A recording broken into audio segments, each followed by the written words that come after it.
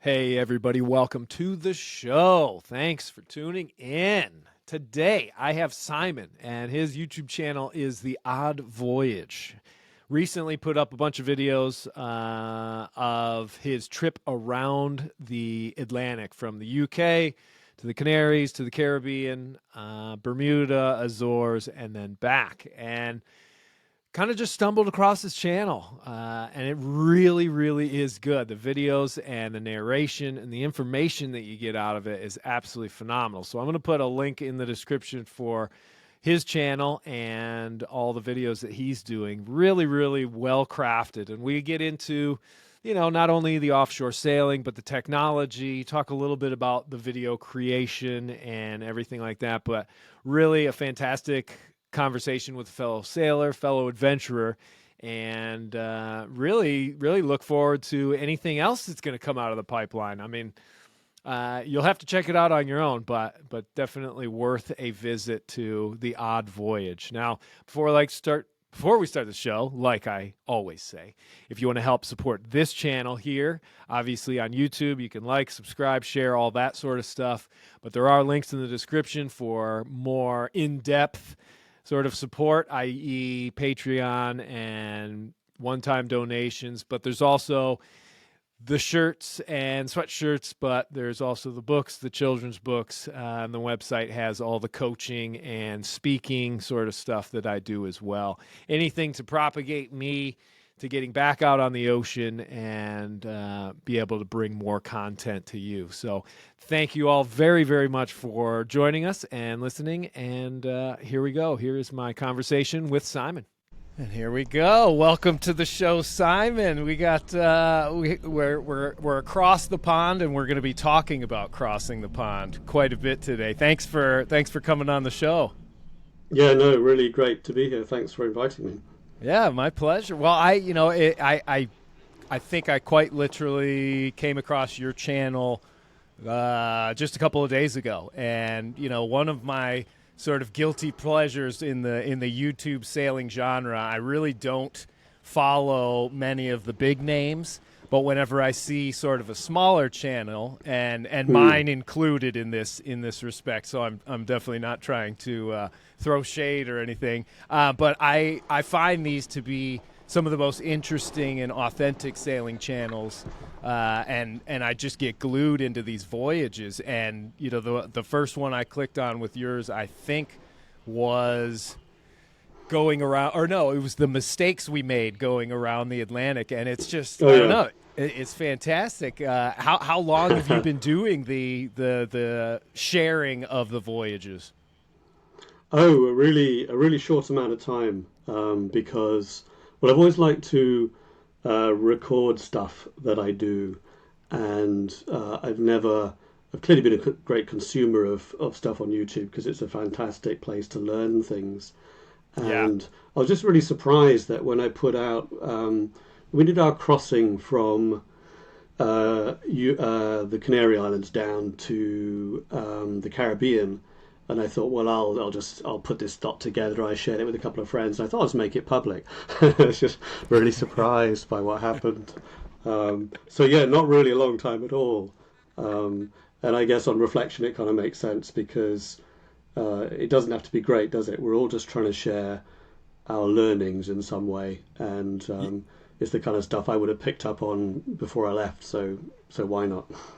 Yeah, no, for sure. And for me, I guess it would have been 2017 or so when I started just throwing a few clips. I didn't understand YouTube. I didn't watch it at all. And so I thought it was just, in the spirit of like those old 6-second things of like Vines and stuff. And then slowly it sort of evolved over time. But like you're saying, I think that's what I'm typically trying to do is just share my experience, and if I'm lucky, give people some information that might help them along the way, and get them out there and ready to sort of get on the ocean and start their own adventures.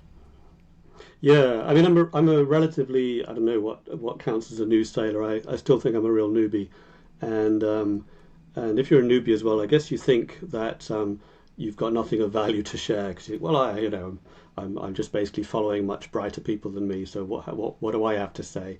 But it's all valuable. It's all just those little things where, I guess, because certainly the offshore stuff, it's potentially really intimidating, isn't it? Yeah. And just normalizing it by saying, well, here's a few examples. Watch me screw up a few things in a row, and then maybe you'll feel better about doing it yourself because it is intimidating otherwise.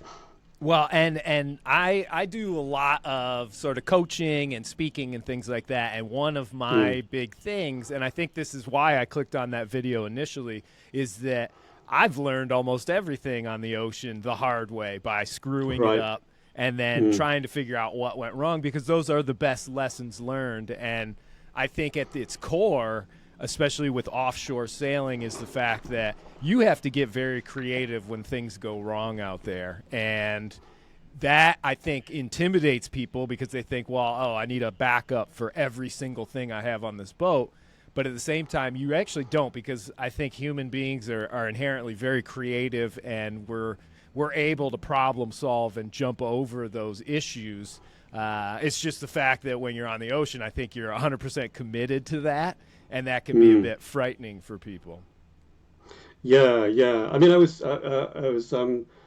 thinking about your round the world voyage, Yeah. and so even having done a little bit of skipping across oceans now, I'd be so intimidated by that because that's just it's a complete other scale, and I don't even know how, because that's your extreme example, isn't it? There's no way you can carry everything that might break. Yeah. It's just not going to happen. So it's just astonishing to me that that anyone does it, that you've done it, and how you get in the mindset for like, well, I'm on my own then for whatever it was, 9 months, and yeah, and that's it. And it is one of those things where, I mean, to this day, if I even contemplate doing another voyage comparable to that, where I have to go down to the Southern Ocean again, it fills me with a lot of fear. It took, I think, a little bit of youthful ignorance to really jump out into that, especially doing it the way that I did without, joining the Golden Globe or just doing it like Sir Robert Knox Johnson did, essentially on his own and in his own boat, and just giving it the best you can. And I don't know, though, in the Atlantic you can find yourself in some pretty sticky situations, very similar to, I think, places like the Southern Ocean. Oh yeah, but not at that scale, I guess. But it's interesting though, isn't it? Because it's intimidating, yet at the same time we all want to kind of reassure people that it's normal and within your grasp. And I find that kind of separation really, really hard, because it's such a surreal experience, especially when things go slightly wrong, and you think, why am I here? What's going on? This is so surreal. This shouldn't be happening to normal people. And so you kind of want to communicate that sense of awe that those tricky situations give you, but at the same time you also want to come across and say, oh, it's really great, you should all do it. It's perfectly within your grasp. I kind of struggle with that.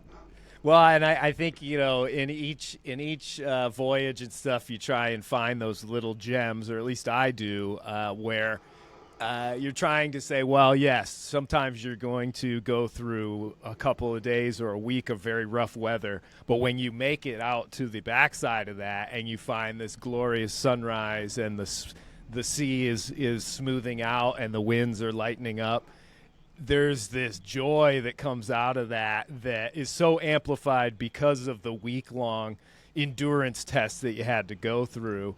And yeah, I mean, if you just think it's going to be storms and that's all and everything, you're dead wrong. I mean, Mother Nature seems to provide a nice balance out there, I think. Yeah, no, for sure. I mean, that's the most part of it, which I guess is why we bother doing it more than once. But I was looking at how long ago did you post those knockdown videos? It was like a year ago, where you had that knockdown in your West sail in the North Atlantic. Yeah, that was. Yeah, sorry, go ahead. It was just it was just shocking to watch. And I thought, oh God, Yeah, please never let it be me. well, and that was the winter of 2022, and essentially, I was delayed quite a bit. I was hoping to leave like I normally do at the end of October, but there was a late season hurricane, and I had gone through a tropical storm the year before, so I really didn't want to deal with any named storms. And that was kind of my own fault, but it also was a very good lesson for me because I had, for the first time, an Iridium Go on the boat, and I had that technology that was, new. I could see what the currents were doing. I could see a more detailed forecast, and I thought I sort of outwitted the weather, and that is a dangerous game to play. And, you learn that some of the old-time seamanship that we were all taught back in the day and over the last number of years that you've been out there sailing, that common sense stuff can't be replaced by what an iPad or a phone is telling you. You really have to harken back, I think, to a different age when it comes to, knowledge and experience and making the right decisions out at sea. Yeah, because we got hit by something. So on our round the Atlantic circuit, hit by something messy on the way from Bermuda to the Azores, and it was been a great sail for like a week, and then you just see this thing coming, and we spent ages on the tablet, kind of going, oh well, if we were like 50 miles further south, then that might happen, or if we were 55, we've got 3 days. We've got 3 days. Let's try and in the end, you think we can't duck this thing. It was as wide as an ocean, and in the end, we just went, look, it's just going to happen. It's just going to happen. At least we know something is going to happen. Let's just be ready for it.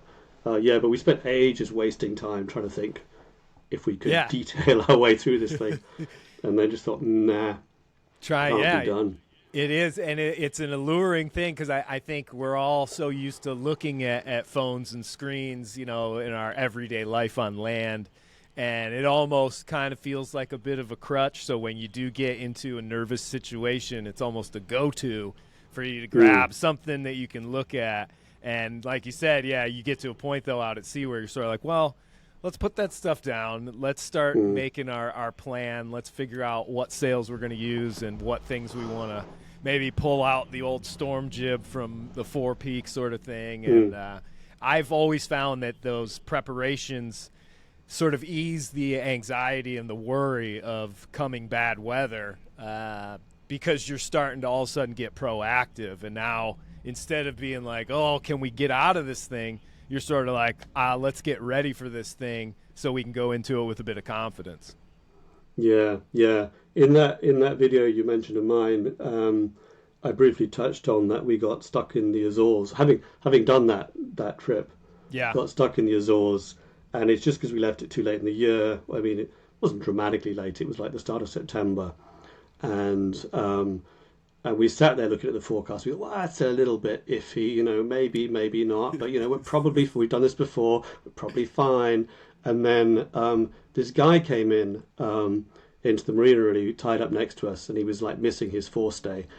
And so talking to him, say what had happened to him, he said, I just tried to make it back from the Azores to the UK, and I've been gone a week, and I've turned around and come back with a damaged boat. And so we looked at him and looked at the charts again and said, let's not do it. Let's not go. It's a lovely place to winter over, it really is. There's worse things, I suppose. Well, and I think before we just keep going, if you wouldn't mind just telling us a little bit about the boat, and I guess let's just start there. Just a little information for the listeners. Yeah, so our boat is a Vancouver 34 Classic, which is a pretty retro design. Ours was built in 2004, which gives me some kind of reassurance that it's relatively not old. Is that a way of saying it? She's not that old, and she's in good shape. And we bought her in 2019, just before the pandemic, and which kind of obviously, as it did with everybody, kind of shut things down. And we sailed in the UK in between bits of pandemic, and eventually I was sailing with Rosemary, who features in a lot of my voyages, and she said, so what would it take to cross the Atlantic in this boat? And I said, oh, yeah, it's perfect boat. There's no reason not to. You could do it any time. We could, cross the world in this boat. And then she said, so when are we going to do this thing? And kind of got committed at that point to take this boat across the Atlantic, which isn't a thing I'd planned for. But Yeah. it was obvious when we bought her that she had been set up by someone who was really intending to do the same thing, but never got around to it. So having faced her challenge and looked again at the boat, I thought actually she'll be pretty good. The two of us fit in her really well. She's fairly small, but it's going to be fine. She's well equipped. We almost know what we're doing, so we'll go for it. Yeah, so she was the perfect boat, I think, certainly for us, anyway. Well, it looks like a great sea-kindly vessel. It definitely moves through the water really well, and it's a cutter rig, so you've got sort of a good amount of different sail plan without, I suppose, I don't want to say the hassle of having like a mizzen mast or anything, because I think those can come in handy for sure. But as a West Sail owner, I've always been a big fan of the cutter rig and sort of the adjustability, if you will, that you can do with your sail plan. But the fact that she has that beautiful sharp bow and just slices through those waves, I mean, when I see little clips where you're actually going to weather, you're heeled over and you're still going fast, as a West Sail owner, I'm quite jealous of that. And that big rounded bow loves to hobby horse in any semblance of chop, but it comes in handy when you're surfing large swell, in the Southern Ocean for sure. You don't think you're going to pitch pole, but at the same time, just with any boat, there's always those pros and cons. What do you like most, and what do you hate most about the boat? Like most, I guess, is kind of what you said, which is that she's really comfy. So I mean, she rolls around as much as anything, but she always feels very sedate down below. In any kind of weather, almost. So much so that it almost feels a bit deceptive, because occasionally you think we've got to go back up because we need to see, we need to feel what it's really like. Because it feels really like calm and luxurious down here, but all hell is breaking loose upstairs. So being aware of that, the cutter rig is really good, because again, if you're I guess either you're a cautious sailor or you're an ambitious sailor, it does give you a lot of variety to say, oh, let's set her up like that, and then we can ignore it for a while. So I think overall it's that kind of like, if I was being mean about her, that's that ponderous weight to her, and the relatively economical rig means she just looks after herself, which is kind of what I need. So yeah, really quite like her. Things I don't like, and I guess it's she's not got a long waterline. It's not a big boat, not a lot of room. You don't really carry a lot of stuff. But yeah, she's great. I really wouldn't. At some point, when we have to, at some point we all move on, don't we? I have no idea what would inspire me to move on. Oh, well, that's good. That's good. Yeah, because I'm kind of in the same boat, no pun intended, where essentially, Sparrow and I, she's 32 feet, but a West Sail is so beamy. She feels like about 40 feet when you're down below. And so obviously she's become kind of my little home for sure. But when I start thinking, when am I going to sort of hang up the solo sailing aspect, pass that boat on to somebody else, what would I go for after? Because I've always sort of thought, one day it sure would be nice to sail with other people and maybe go and do the trade winds route around the world, but stop in a lot of places. I blame Sir Robin Knox Johnson for a lot of my endeavors. He inspired me, both good and bad. He inspired me to really chase after that solo challenge, and it's been wonderful, and it was a huge part of my life, and still is. But yeah, like you said, there's a time you kind of always have to know that one day you're going to switch things up a little bit. Yeah. I mean, having looked at some of your exploits, I've been reconsidering what solo sailing might be like, because I've done the odd day or two here or there, and I get kind of bored and fidgety because I've got no one to talk to. and no one to Right, stop me right. doing dumb. No one to stop me doing dumb stuff. And I don't know. I don't know how long I'd last by myself. But again, it's a challenge, isn't it? I think, I should really try that sometime. But I really like being with sailing with someone else to share that experience with. And I guess there's always the other way, isn't it? Like, what would it be like to share the experience with three of you at a time rather than two? And that's a whole other thing I'm really not ready for either. I quite like Right. something one other person where you think it's you and it's me, and we know each other, and this is all that's going to happen. And Adding another person to that mix. one of us is usually asleep half the time Yeah, too. yeah. But I was when we were doing the outbound crossing to the Caribbean, we got a daily feed sent to us of the blogs of all the boats on the Ark crossing, so the Ark flotilla, and because they all submit blogs every day about how things are going, and it's just fascinating reading because a lot of it seemed to be about people, I guess, which makes sense, but a lot of it was about interaction with people because clearly some of them had formed crews like basically on the docks before they left the Canary Islands. Right. And we just read all this stuff and thought it's great fun, and it'd be fun to be on those boats. But I'm really glad it's just you and me because it's not a discussion every day as to how our crewmates are all getting on. It's really, really, really simple. It's true. I mean, it is it's almost a scientific or psychological experiment sometimes when you head out to sea with a group of 6 people on a vessel, and you're still dealing with the punishing environment, the unknown of the weather, but then to coop everybody up on a boat. And you can't get off of it. That has its own sort of psychological effects, I think, of, if you start really getting agitated and you just bottle it up, that sort of explosion on that little boat can be very dangerous. So, yeah. Oh, I bet, yeah. It's a little bit tricky. I've definitely heard some horror stories in the past. Well, the one gentleman that you had, I think his name was Steve from the I would call it the more heavy weather portion of the trip from Bermuda to the Azores. He seemed to be pretty calm, cool, and collective, and pretty positive, sort of funny attitude, right?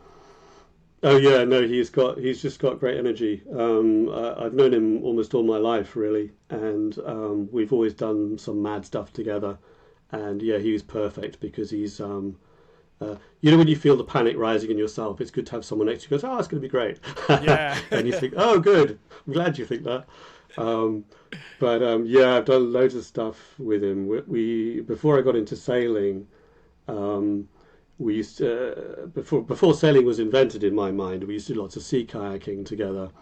And so if there's a way to go around somewhere on the ocean, we think, "Oh, we'll kayak here, kayak there."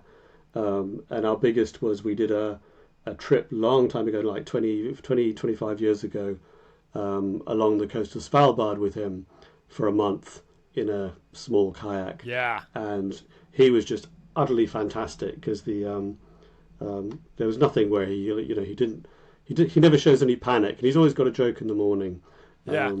So I've done loads of stuff like that with him, and he's just really, really, really sound. I'm sure I can rent him out to people. I'll bet. I mean, he does seem like, because I've done double-handed trips and things like that, and yeah, when you have a really solid partner out there, it makes all the difference, and it really changes the voyage. And if they're really great and you get along, it just it enhances, I think, how pleasurable everything is out there, because you are sharing those sort of good and bad moments. I did a trip from South Carolina up to Maine, which is about I don't know, 1,000, maybe 1,100 miles to get up there. And we went the offshore route. But a friend of mine that did the Appalachian Trail here in the States back, 15, 13 years ago with me, he came on the voyage. And although he was a little bit seasick because the ocean was sort of new to him in that respect, his attitude was absolutely amazing. Nothing ever really got him down. He did whatever he possibly could or had to, and I've always thought about that voyage as one of the really highlight trips of all the ocean sailing that I've done, and it's because I got to share that experience. Yeah, no, that's yeah. These people are special, so Yeah. it's good when you find them. Well, and so yeah, I mean, I'm kind of peeling through a few of the videos this morning, Mm, preemptively for our chat here, and I clicked on the one about the Arctic, and I'm kind of like, oh, okay, I'm expecting you guys sailed up to the Arctic, and then all of a mm, sudden I see the kayaks come out, and I'm thinking to mm. myself, oh, wow, so they kayak up there, and I'm only maybe 10, 15 minutes into that video because it's an hour long. I mean, that's a Mm. full detailed adventure.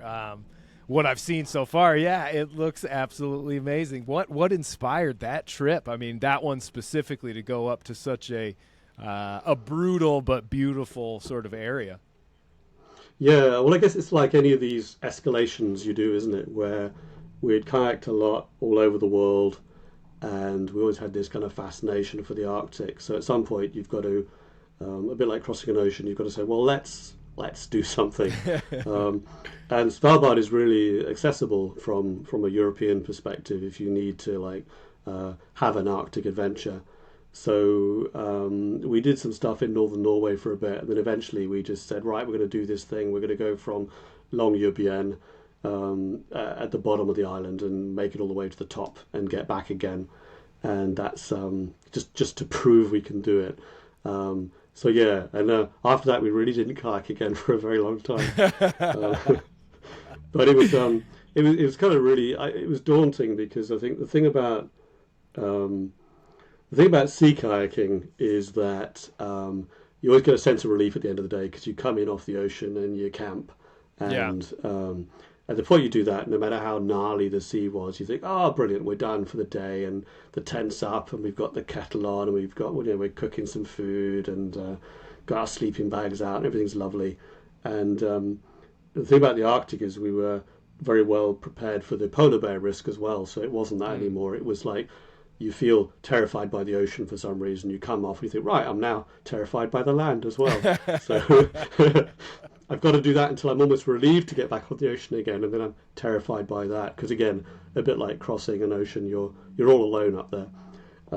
So yeah, it was a great trip, but it certainly was the last last big trip we did of that kind of Of form. the kayaking, yeah. And Well, what yeah, what what was the preparation? I know obviously you usually carry a firearm up there, but there must be yeah.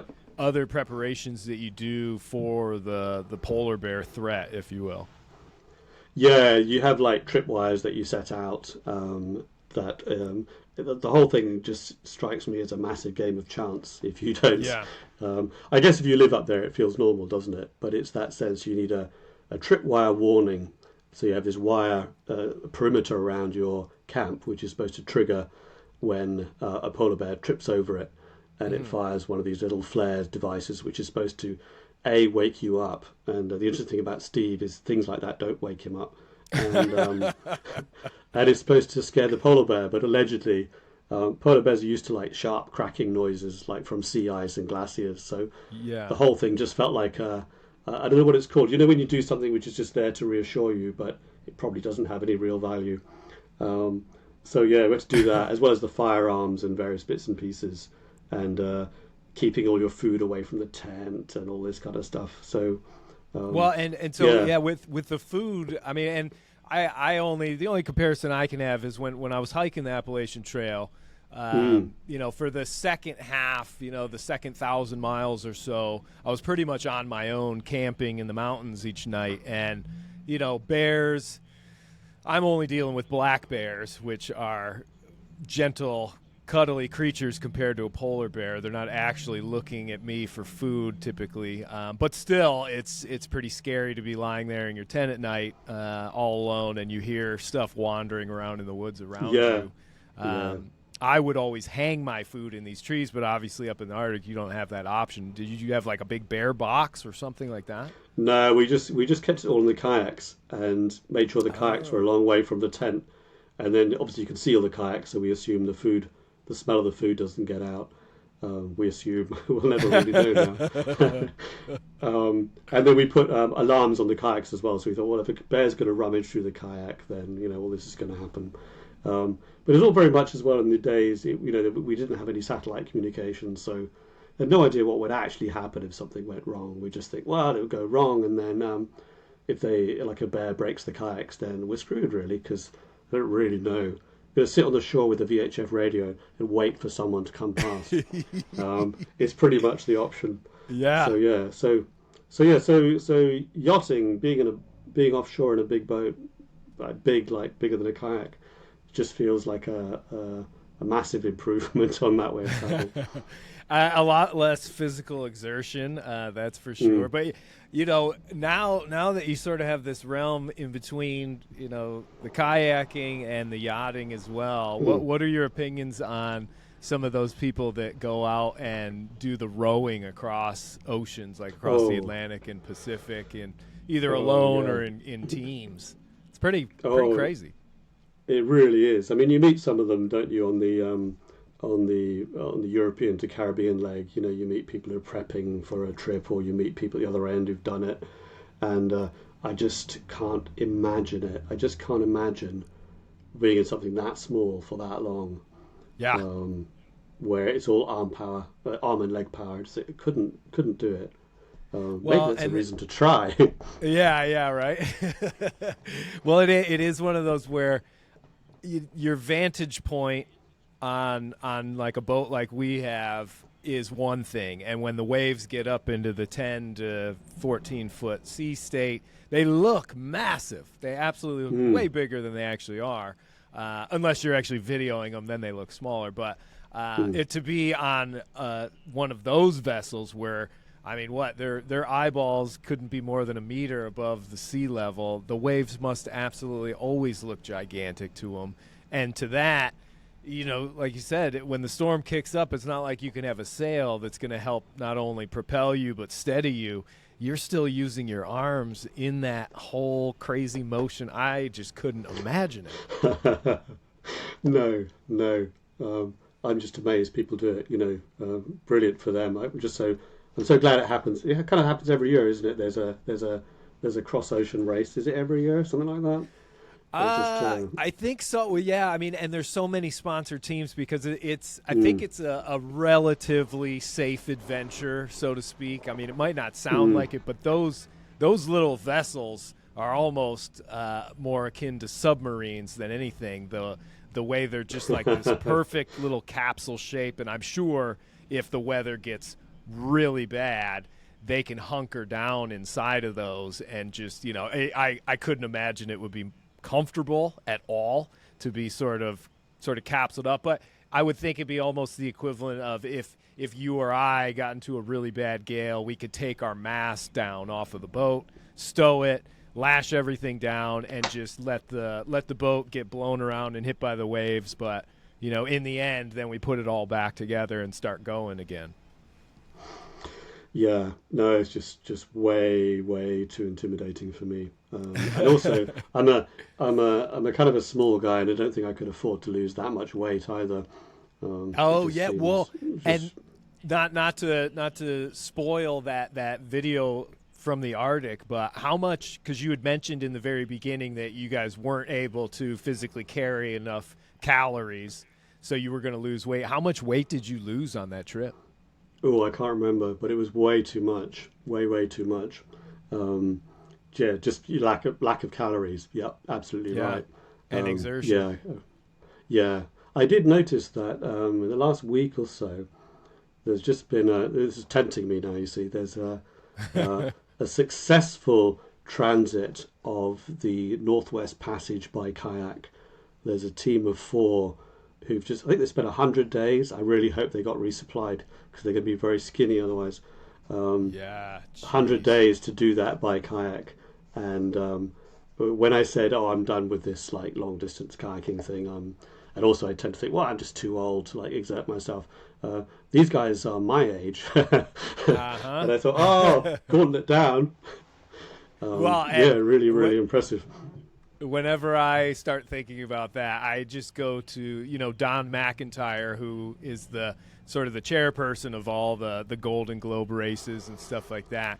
If you go onto his page and look at some of the exploits that guy has done, it makes me think like, wow, I'm just starting. the whole adventure thing in this world. And I think, and guys like Robin Knox Johnson, geez, he's done. I don't even know how many times he's circled the globe, but he's also done just massive exploits well into, he must be well into his 80s now, I would think. Mm. So. I think so, yeah. But he's kind of a different, he's on a level way up here, I think, that the rest of us are just trying to sort of, I don't know, take a look at. He's pretty amazing. Have you read his book, of A World of My Own? Yeah, brilliant, very captivating. Yeah. It does. It is kind of inspiring, isn't it? But I haven't yet been motivated to. I haven't been motivated to go around the world solo. Still doesn't quite. I just don't think I could do it. Well, and it's, it is definitely not for everybody. I think for me personally, one of the biggest things was I had a very deep curiosity to see what it actually was like and how it changed me as a person, both physically and mentally, to be out there and be that sort of person, this ultimate sort of sailor who's on this endurance adventure, but also has to deal with that isolation and whether or not you can handle it mentally. Because I mean, that was one of the big questions before they started even doing that and contemplating it. Was they were like, I don't know if people can actually survive on their own, that isolated, and not lose their mind while they're doing it. And when Vito Dumas did his trip in 1942 and circumnavigated the Southern Ocean, that before that it was thought of as the impossible route for small boat sailors. And we just keep kind of chipping away at these things that everybody thinks you can't do that. Well, it just takes the right person, the right environment, and all of a sudden it's like, oh yeah, we definitely can, we got it. It's just really hard. Yeah. I think that history of adventurers, and also the impact on boats themselves and why they are the way they are, and what good preparation looks like, is to average sailors like me is really reassuring. So, like I said, the thing I find hard to communicate often is that when you are in the middle of something weird in the middle of the ocean and slightly nervous, and you think, this is so surreal, this shouldn't be happening, it's not plausible that this mast should be staying up like it is, and that the boat isn't sinking, and not everything is actually fine, and it's just because there's clearly that vast amount of experience prior to you about why this boat is built the way it is, and again, what good preparation looks like. And it goes back clearly not just decades, does it, but centuries or millennia. And so you think, well, this is surreal and slightly unbelievable. I can't quite believe it's all working, but it works because better people than me have made it work. And that's really amazingly reassuring. I think we're definitely in a very sort of sweet spot when it comes to the innovation of sailing technology and sort of the brute strength, if you will, of some of these offshore sailboats that have been built, I think, for the last, probably, 4 or 5 decades even, because Mighty Sparrow is coming into her 50th year next year. Whoa. And I mean, she's down in North Carolina waiting for me to come down, slap some bottom paint on her, and then push her back into the ocean. But it is, like you said, I mean, that's all built on and predicated upon millennia of innovations and trial and error. But I also kind of am very curious to see what happens going into the future in the next few decades with the advent of AI, because I think they just had one of the sail drone autonomous vessels just crossed an ocean, and I'm just waiting to hear when one of these sail drones makes a nonstop voyage around the planet. And then all of a sudden it's kind of like, well, almost comparable to the death of the great age of sail, when they chopped the masts off and turn these glorious ships into barges essentially with diesel engines. Are we going to replace our navigation stuff with just an AI program that basically does it all, tells us what to do, and then we follow the ship instead of guide it, if you will. Yeah, that'll be really interesting. I think I anticipate that the the ocean and the weather systems and the brutal randomness, I guess, of the real world will still give me a role to play in all of that. I just think there's well, we can all say that, can't we? But I do think, but yeah, having more assistance to make it less lethal will be would be something I'd pick up. I mean, that's why we have Iridium Goes, isn't it? It's that level Yep. of it all helps make this kind of thing more achievable, less lethal, and yeah, I'm hoping that's the way it goes. I There was a what was it down in London a couple of months back. We had there was a visit from a Spanish square rigged vessel. It was like it's a replica of a 18th century sailing vessel, and I've always looked at these things in pictures before and thought, oh, they look a little bit sketchy compared to a modern vessel. So Yeah. but you go on board this thing and you think, oh, this is a really substantial thing. I could really quite like this. I could imagine crossing an ocean, and this feels like a sound bet. And then they had this exhibit downstairs, which was early Spanish and Portuguese navigators, and so looking at the voyages of people like Magellan, and I took it all back at that point because I thought these guys, they must have just the I don't know how confident any of them ever felt they were going to come back alive, but Yeah. they just went with this nice looking robust boat, but relatively little other knowledge about how this was going to pan out. And yeah, so I'm so glad with any innovation today where I think, well, if you can remove some lack of knowledge from this voyage for me, brilliant. I'll I take think it so. anytime. Well, and a little bit. I mean, I think really the weather forecasting and the ability to get pretty much real time updates on that out at sea, as well as the advent of AIS, are two of the most wonderful aspects of modern sailing. I mean, when I first got into it in the early 2000s, I think was when I really started stretching my legs on the ocean. We didn't have AIS at that point. We were still using a hand-bearing compass. As far as GPS, we had something that would spit that out, but I put it onto a paper chart, and I still do that.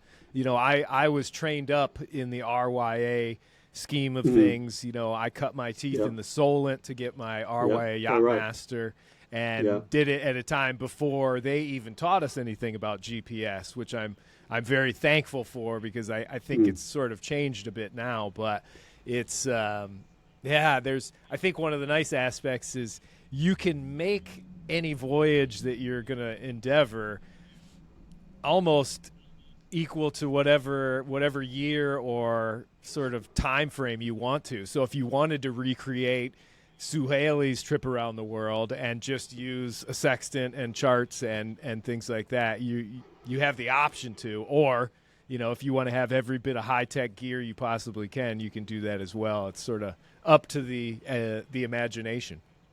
Yeah, yeah. You'll be pleased to know I was looking up the RYA courses for a friend, and there still seems to be a lot of paper chart work in there. If their Nice. video was anything to go by, lots of drawing of lines, and yeah, I did that as well. And Yep. very, very rarely use it because I'm a lazy man, but I guess it teaches some basic principles, doesn't it? But I'm kind of waiting to know, you're talking about the future in 10 years' time, with or without the AI, without the AI, will they still be teaching us that kind of stuff? It'd be fascinating Yeah. to know. I don't know. It's such a, because you can always make a case for why you would still always want to use an actual logbook and an actual paper chart on any voyage, because I mean, the idea that you might get struck by lightning and lose every single bit of electronics on your vessel is very real, and I don't think there's any way around that unless you're lucky and a couple of things survive that. And so just in that one case alone, I think it would be foolish to be like, well, we just don't need any of that because I've got my little iPad and it's gonna take care of everything for me. So I don't know.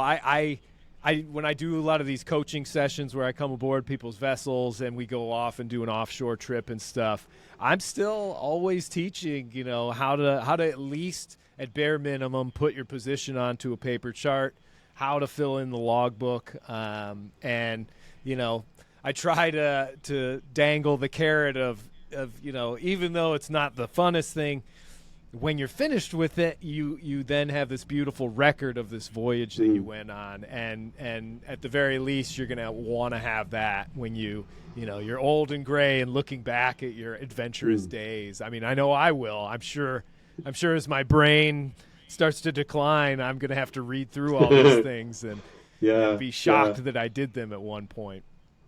Yeah, no, it's I'm glad to hear that you're doing that. That sounds like a good thing to impart. Well, and it's amazing to me how much it just doesn't get done anymore. It really it's sort of gone by the wayside because we're updating everything on our phones, and typically most people are tracking their adventures, and so when you do get back to land, you can just pull up a website and you can see your whole voyage. And I mean, I do think those are great, though. I believe the one that Predict Wind uses, where you can have that tracking page and you can update people that are following the adventure, that not only is a safety aspect for the sailor, but also for the very nervous family members that don't understand why you would go out there in the first place. That's a huge thing for them to just give them, I think, a little peace of mind each day of like, okay, this is where that person is.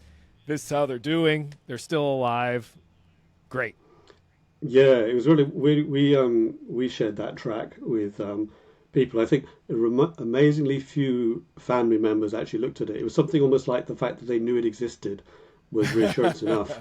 They kind of, there's a thing somewhere, so I'm not going to worry about it. But also have to train them in saying, if for any reason the track stops, it's 99% because something's gone wrong with the equipment, not because anything bad's happened with the boat. At which point they all kind of went, just phone us when you get back then. Yeah. Don't really need to know. No, well, the technology definitely.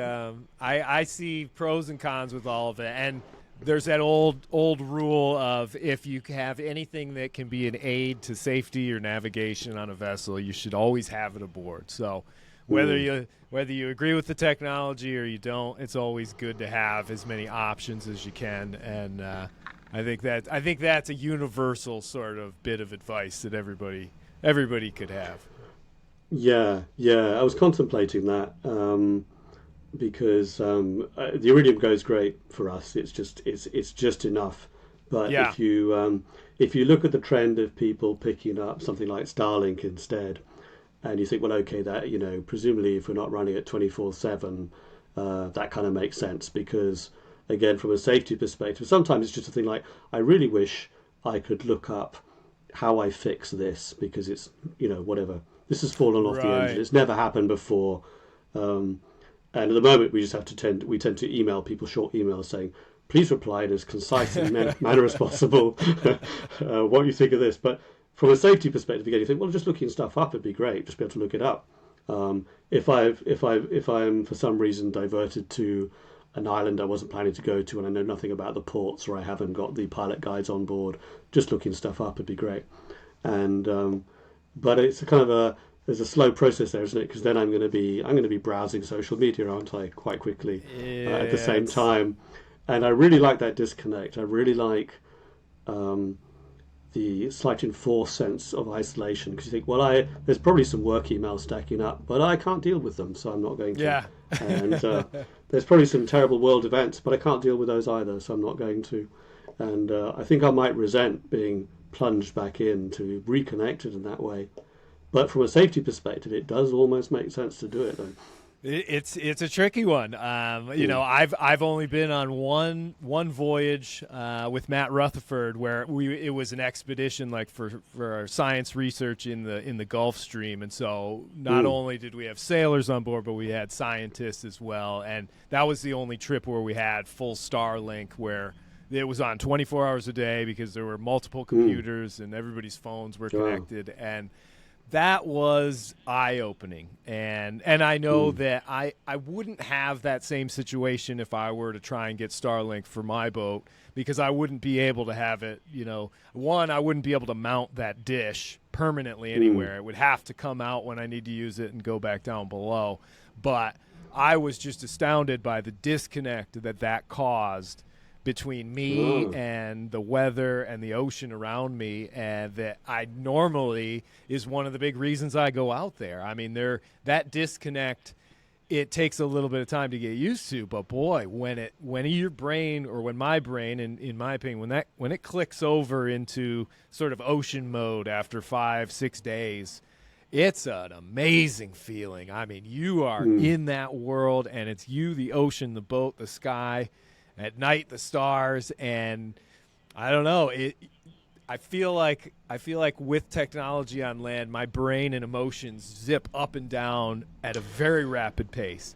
And when I'm out there and things sort of slow down, the wavelength it's still going up and down, because my emotions follow the weather out at the sea. And when it's bad, I'm not super stoked. And when it's lovely out, I'm as high as a kite. I absolutely love it.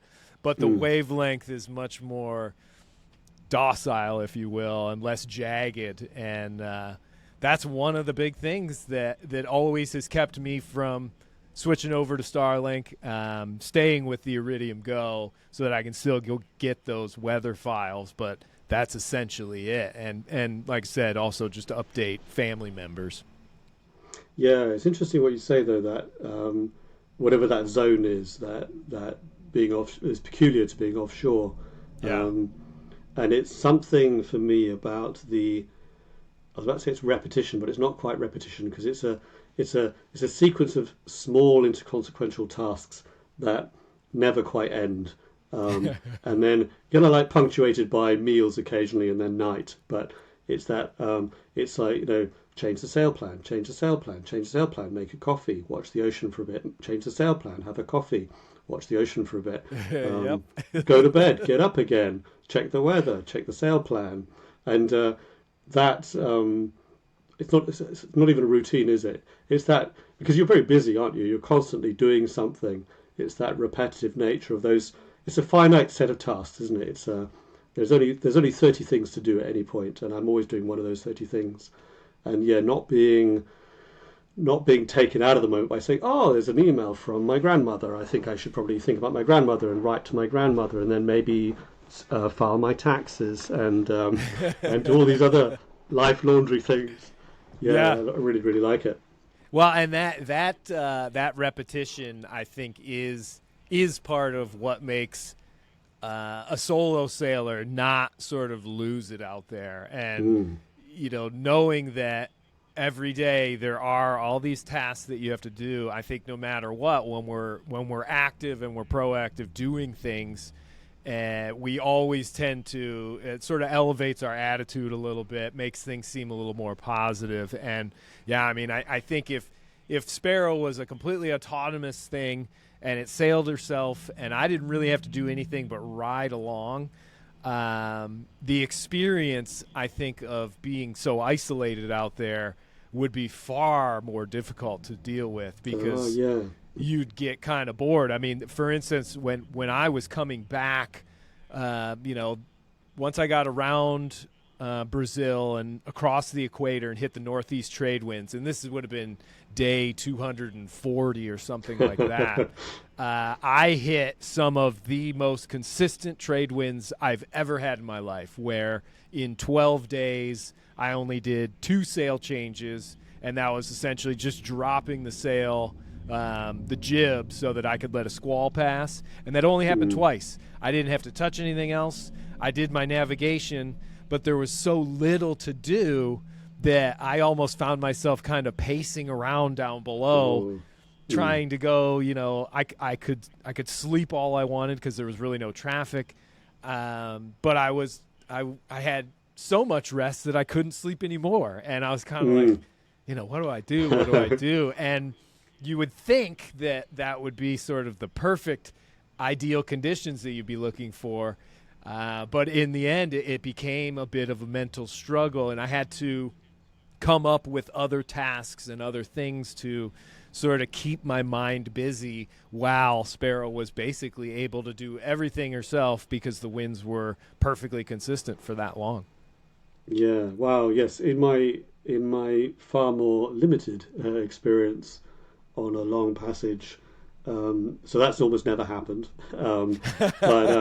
But occasionally I did get this thing where because I'm a fidgeter, so I'm always like doing something, and hate to sit still and just stare at the sky, which probably should be an asset I should try and work on.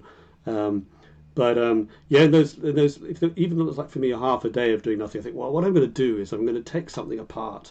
I'm going to take something apart and put it back together. Something. There's always a chore somewhere, isn't there? And then I have to go, no, no, I'm not, because everything on this boat currently works, and anything I take apart isn't necessarily going to work when I'm done. So no matter how much I think, oh, I needed to, because I'm always carrying bits of spare kit. I think, well, I always meant to install that, but I never did, so I should do it now because nothing's happening. I think, no, right. no, no, don't do it. Touch nothing. If it ain't broke, don't fix it. That's a saying we No, have exactly. here in the States. Yeah, no, for sure. And then you can think, well, I can't imagine then doing it for days. I'd probably start breaking things, frankly, if I had been in your position where I think, I need to disassemble something. Well, to make it work out. One of my big things at that point was just rereading a lot of the books that I had. I don't know how many, 50, 60, 70 books or something on the boat, and I read them all. I could not pace myself. In a lot of aspects, I think that offshore sailing for me is basically reading books interrupted by having to deal with the boat every once in a while. I spend a inordinate amount of time down below in my bunk just reading, and I love that, with the little tiny brass light above your head and the boat's rocking and rolling and you're just peeling through these books, and that's one of my favorite aspects of offshore sailing for sure. And that helps me to, I don't know, fill in the time and sort of escape what's going on around me, but at the same time not in the same fashion that, scrolling through videos or something like that would do. And I don't really know how that works, because I'm still kind of doing the same thing. I'm pulling myself out of this world around me and I'm diving into this book, but for whatever reason it just doesn't have that same dopamine effect, I think, that a screen and videos and all that can have. I don't know. Oh yeah. Yeah, running out of books would be a real nightmare, wouldn't it? Can you imagine? Yeah. That would just be it. You'd have to give up at that point, wouldn't you?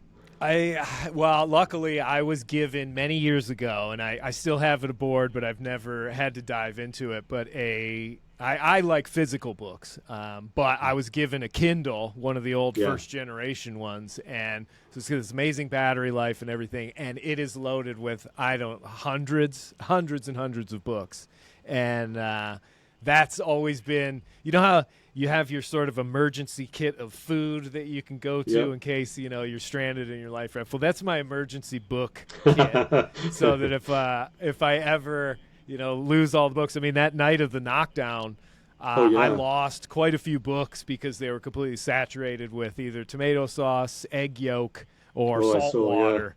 And so that was a bit unfortunate, because I was really looking forward to many months. I was going to do a figure 8 around the North and South Atlantic, and I just thought, boy, I am going to read all these books. I had a whole series of the Jack Reacher novels and all. Oh man. And we lost quite a few that night, but it is what it is. As we get closer to sort of the hour mark here, I wondered if you'd sort of just share a little bit of your skill set where it comes with these videos, because I really have to say my hat's off to you as far as the editing, the voiceovers. It really is. I am not very good at creating these videos. I have to pretty much just use my iPhone to do most of it. But what you're doing is really quite fascinating. And I wonder if you could tell us or share with us, what you use as far as editing and filming and stuff like that. And you don't have to give away any trade secrets, but just a couple of top tips would be great. I think the important one is I don't know what I'm doing, and I guess and to some extent, everything I do is always slightly different because I'm tinkering again, aren't I? I'm just like Yeah. having fun with stuff. But I've always enjoyed the capture of the imagery. So when we go way back to when I used to do a lot of kayaking, sea kayaking when I was a kid, my first ever camera was a Super 8 camera, and I Super 8'd everything. So I've got miles and miles of pointless film of me as a teenager in my early 20s with this silent Super 8 stuff, and I always cut them up with scissors and I spliced them together and made Oh, wow. short and very silent films for my family to get bored by. So I've always been fascinated by that, and I also my career, since sailing isn't my career, is in the visual effects industry, in the movie business, and Oh, that gives me no talent, but it does make me fully aware of how hard all these things can be. And so, to some extent, I'm actually a software engineer, so I'm not actually a movie guy. I don't yeah. make movies. Um, but knowing how hard it can be kind of almost makes me relax because I think, well, there's no point in me trying to really overthink this and prove myself because I've seen professionals and I am not a professional. So let's just have fun with it. Let's shoot some stuff that looks nice. Let's see if we're telling a story and let's try and assemble it in a way that makes the story as clear as it can be with what limited footage we have, and then just bung it out. And sometimes it's a complete flop. Just don't be dismayed. Just don't be dismayed by it, I guess. Gotcha, gotcha. Well, I mean, from what I've seen, one of the things that I really like are sort of the voiceovers, and Mm, there's that you jump in between narrating from a post adventure perspective, but then it cuts into real time. You're on the boat. You're explaining what's going on. Interwoven with lots of just beautiful sort of, I guess you'd call it B-roll footage of the bow of the mm. boat cutting through the waves or the dolphins and all that. And that balance I find very aesthetically pleasing when I'm watching. And it could be the fact that you have the English accent. That for us Americans, we love that. Yeah. That's definitely a leg up on the rest of us you have. But the story, like you said, the story seems to be put together like there's a decent amount of thought put into it. So definitely my hat's off to you on that. Oh, It's very really kind, well very done. kind. Thank you. Yeah, yeah. I mean, I guess from a filming perspective. So, I mean, you asked about cameras. I just use a random set of stuff, not too fussy. And again, the from the professional industry movie perspective, it's a nightmare because I don't really spend a lot of time trying to balance these things to look all right. But mostly I'm trying to. When you're sailing, there's just things that captivate you. So a shot off the bow, I just like the way the water gurgles along the side of the boat. It Yeah. just really pleases me. I like the curve of a sail. I like the look of a sunset. And so really you're just trying to be true to yourself, aren't you? Just saying, I'll try my best to grab the things that please me about this and try my best to describe to someone else why it pleases me so. And then, yeah, sometimes it works and sometimes it really doesn't. But yeah, good point about the accent, though. That's really a valuable thing to have, isn't it? Well, the other one I did want to ask very specifically, when you do the overview sort of map of the world and Mm, it's sort of in an animation sense laying out your path for each mm. leg. How are you producing that? Is that something you're creating or is someone doing that for you? Oh, I'm doing them, but there's like dozens of if you look at my Google search history, about every 2 months I go animate a journey, and then I click on all these random links that give you some way of producing an animated map. And there's loads of stuff out there. The last one is just lines on Google Earth, where I'm kind of like blending between a map that has no lines on it and a map that has a line of the journey on it, and just trying to be more creative Okay. about making it look all right.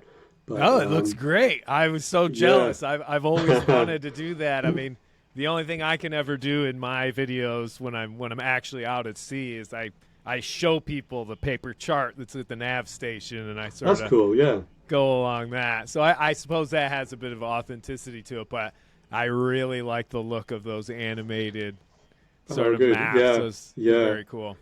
It's really hard to know, isn't it? Because ultimately, we're not. Well, we're not. I'm not. This isn't. I'm not I'm not a YouTube creator. I'm not a professional at this. It's not my life. And so when you're putting something together, you think, oh, I could easily put another week into this to like really make that map sing or whatever, or make this edit.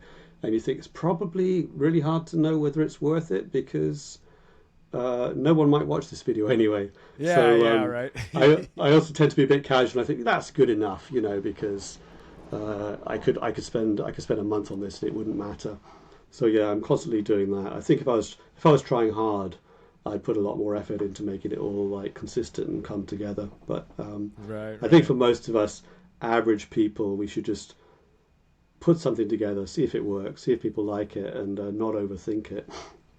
I think that is very valuable wisdom, because I do know there's quite a few of my listeners that have small channels or podcasts, and they're trying to create content to sort of essentially build a bit of a community, but then there is that dream of all of a sudden sort of going viral, and now suddenly every video you put out is actually a revenue stream and all that. But yeah, I mean, sometimes you can worry yourself into total paralysis, and you'll never actually put the thing out there, and you just get on with it, because the next adventure awaits, and then you're going to have another video and another one, right? Yeah, because whatever it is, it has to be authentic to you, I guess, doesn't it? So there's no point in trying to emulate someone you're not. So if you've got a voice and some stuff, put it together. There was one random video I put out, which was really just a set of mashed together clips, and I quite liked it, and it got a reasonable number of views, and I thought, well, that was easy. And then there's a comment on it from a guy who quite rightfully said, I just recently crossed from A to B, and I shot lots of stuff, and I didn't just slap it all together and put it on the internet. They get a bit sharp, can't they? Exactly. And I didn't reply, but I thought, well, why didn't you? Why didn't you put it out? What's the harm? I'd love to see what you did. Just slap it together. Let's have a look. Yeah, right? Yeah, I mean, sometimes, and then I think it gives people a little taste, and yeah, I mean, 90% of the negative comments, I think, are always just, maybe angry, sad people on the other side of a computer screen. But then every once in a while, you will get some actual constructive criticism that, as long as it doesn't hurt your feelings, you can sort of learn something from it and, move forward and always try and do better, right? Yeah, because even the negative stuff, there's always something in it. When you get over that initial, like, oh, really? You think that, do you? Have you watched it, really? Yeah. But the two things I bear in mind is one, I learned off someone else on YouTube, really, which was you don't know anything about other people's lives. You have no idea what their day has been or anything. You know nothing about them. So like, let it go. And then B, there's always a nugget of something in there, isn't there? So my guy with the you've just slapped some clips together. I thought, he's actually right. I should probably try a little bit harder. So in general, with every negative comment, you kind of say, okay, but let's just teach it as a lesson. Will I learn something if I take on board what they said? Will I become better at what I do? Probably. It gets you every time, doesn't it? You only want the love. It does. Yeah, I know. It's definitely hard, and I've been fortunate that I'll get blasted sometimes for some of these current videos or whatever. There's maybe me working on the boat in the boatyard or something like that. I'm not very good at those, but I still want to give the community something, and I'll get apology comments that follow up usually within a couple of days because they've peeled through some of the rest of my videos, and they're like, "Oh, we didn't realize you actually go out there and do these big voyages and things." That's kind of a nice little reckoning. You get those every once in a while, but I try not to really get into the comment section very much because a lot of times with some of these videos, people definitely are making a huge amount of assumptions as far as the weather system that I'm trying to deal with that's going on in that video, and they don't know the aspects, but they're trying to say, I should have been doing this or I should have been doing that without the full backstory. And I've always felt that it's kind of dangerous for people, and I myself try not to ever sort of espouse all this sailing knowledge that I know everything out there and this is the best way to do this. I always say, every situation's different. Every boat is different. The Yep. best thing you can do is get to know your boat, the safety features, and try and utilize every heavy weather situation, every heavy weather sort of tactic that you can, and try them out. But don't ever just think because somebody's video says that heaving to is the best possible thing. That doesn't mean that it is gospel and that's what you should go with. And seems like sometimes people are trying to tell me exactly what I should have been doing when there's no way you could ever know that unless you were me in that moment with what was going on. Yeah. Well, considering what you've done, I'd find it really quite hard to put a negative comment on one of your videos. Hey, feel free. Go ahead. Pile a couple on. I don't mind. Can you imagine? Well, Simon, what's any adventures on the horizon? Anything you're dreaming about or dreaming up? Well, there's always another ocean, isn't there? And the thing from the European perspective right now, anyone in the Northern Hemisphere is just getting through the winter, isn't it? So we need to get through the winter, get these boats back in order. I've got a list to the length of my arm that I have to get done. So that's kind of demotivating, isn't it? And then picking it up in spring. Yeah. And made a kind of a promise to a few people that we would go north, but not terribly far, but do something. But I'm a bit. It's amazing how the time goes, isn't it? So when you plan where you might want to go when the weather warms up again, you quickly end up in 2026, and you think, whoa, yeah, really? I've got to start planning for 2026 now. Yeah, so lots of stuff planned, but nothing confirmed because it's all a matter of lining up people and jobs and work and dates and boat fitness and all that stuff. But hope something will happen, won't it? Well, very cool. Well, I am definitely going to be peeling through the rest of your videos on your page, and I'll do kind of a little intro for this episode, which sort of plugs your channel and everything. Oh, cool! Thank you. I will definitely be looking forward to anything else that comes out on it because, like I said, it's fabulous. It's got this just little bit of dry humor that only the English can pull off, and it really is. It is something great. And I have to say, I kind of almost felt like I already knew you a little bit just through the videos, which is not easy to do. It really isn't. And normally when I'm interviewing or chatting with somebody on the podcast for the first time, it's kind of you don't know what's going to happen. But I kind of felt like I was coming into somebody that I had already sort of chatted with. So well done, definitely. Oh, thank you. That's awesome. And thank you for coming on. I'm going to go ahead and hit the old stop button. Yeah, and then